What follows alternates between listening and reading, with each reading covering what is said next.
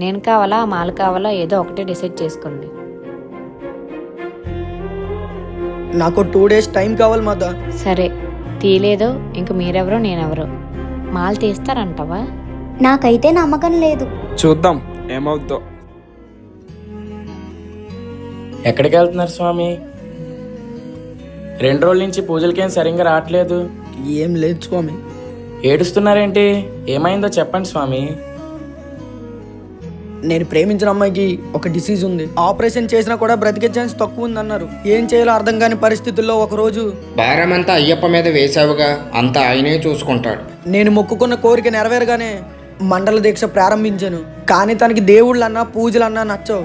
మాల్లో ఉంటే తెలిసిందిగా నిత్య బ్రహ్మచారిలా ఉండాలని తనతో టైం స్పెండ్ చేసేవాడిని కాదు. తను ఒంటరిగా ఉండటం చూసి తనని ట్రాప్ చేసి తనకి ప్రపోజ్ చేసిన వాడితో దగ్గరయ్యేలా చేసింది.